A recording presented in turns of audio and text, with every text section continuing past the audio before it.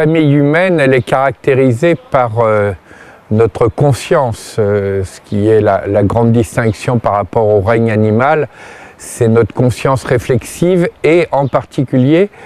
la conscience de notre propre finitude, la conscience de notre propre mort.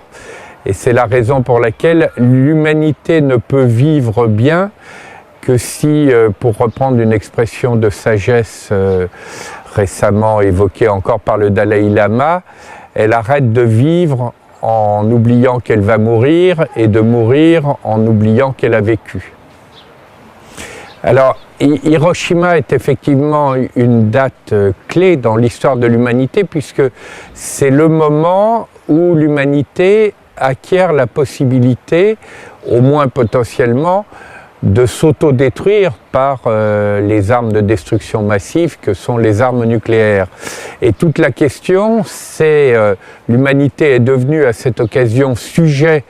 de sa propre histoire, mais sujet négatif, sujet capable de s'autodétruire. Et le grand enjeu des temps qui viennent, c'est de savoir comment l'humanité peut se construire en sujet positif, cette fois de sa propre histoire. C'est-à-dire comment elle peut réussir son vivre ensemble, assurer son autogouvernance sur cette planète dans des conditions telles qu'elle arrête de risquer de s'autodétruire. Bien sûr que les questions écologiques et sociales sont de plus en plus liées. D'ailleurs, on le voit sur la question des inégalités. La plupart des personnes qui souffrent d'inégalités sociales sont aussi celles qui souffrent d'inégalités écologiques. Parce que tous les problèmes, y compris les problèmes écologiques, viennent de cette difficulté qu'a l'humanité dans son rapport à elle-même, et la difficulté de son rapport à la nature est une des conséquences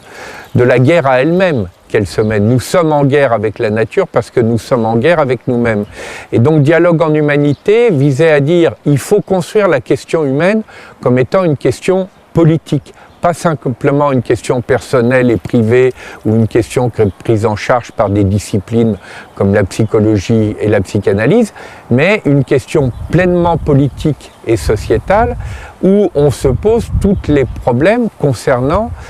aussi bien la difficulté de la condition humaine que la capacité à faire progresser cette condition, ce qu'à Dialogue en humanité nous avons appelé du terme « grandir en humanité », parce que fondamentalement, l'enjeu de l'humanité, c'est de savoir par rapport à ses rendez-vous critiques avec elle-même, où elle risque la sortie de route, ça n'est pas faire du catastrophisme que de rappeler que l'humanité peut voir sa brève aventure dans l'histoire de l'univers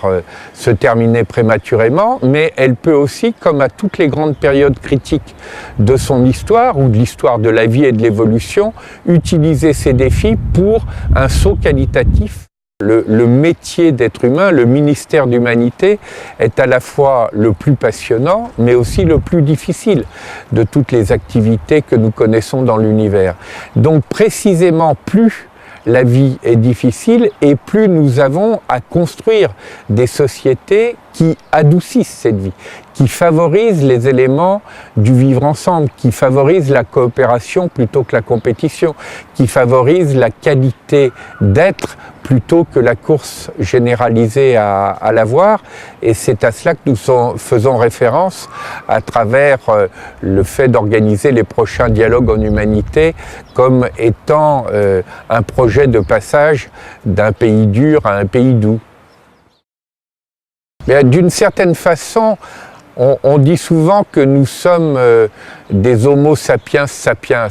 Et comme le dit justement Edgar Morin, on ferait mieux de dire que notre origine est celle d'Homo sapiens démens, parce que nous sommes en permanence dans un rapport entre notre génie et notre folie. La grande affaire de l'intelligence du cœur, ça serait de considérer que Homo sapiens sapiens, si ça n'est pas une origine, ça peut être un projet, ça doit être même un projet, c'est-à-dire élever notre niveau de sagesse, notre niveau d'intelligence du cœur au même niveau que notre capacité de connaissance et notre intelligence mentale. Alors à ce moment-là, on peut dire que l'humanité est un réseau pensant et l'ensemble des technologies de l'information et de la communication est une chance extraordinaire dans l'histoire de l'humanité pour construire des sociétés où la question de la connaissance soit centrale, mais ce réseau pensant doit apprendre aussi à être un peu plus un réseau aimant.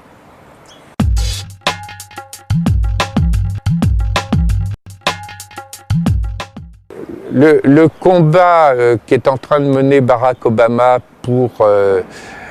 aller le plus loin possible dans le désarmement nucléaire, je pense que c'est un enjeu majeur justement pour permettre à l'humanité de sortir des risques d'autodestruction et de se construire en sujet positif de sa propre histoire. Disons que le roseau est un bon symbole parce que, comme le dit la fameuse phrase « il plie mais ne rompt pas », c'est un des enjeux de l'humanité. Et parce que l'humanité roseau pensant peut être aussi ce réseau pensant qui peut d'autant plus réussir qu'elle devient un peu plus un réseau aimant. D'une certaine façon, c'est le métier que je fais à côté de mes métiers officiels, professeur de philosophie, journaliste, chercheur, magistrat à la Cour des comptes, puisque j'ai parcouru différents métiers au cours de ma vie professionnelle, mais d'une certaine façon, je peux dire que j'ai un métier de passeur-cueilleur, puisque j'ai toujours été intéressé par établir des passerelles entre des disciplines, des milieux qui souvent sont cloisonnés et qui ne se parlent pas. Et donc organiser ces passerelles et être en situation d'aller cueillir les éléments de créativité dans des milieux qui souvent s'ignorent, je peux dire que c'est l'un des métiers fondamentaux que j'exerce actuellement et qui me donne de la joie. Moi, l'une des plantes que je préfère, c'est le coquelicot, parce que c'est à la fois la couleur de la passion, mais c'est en même temps une plante douce. Donc c'est le thème de la passion douce. Ce chiffre, c'est le chiffre des Nations Unies.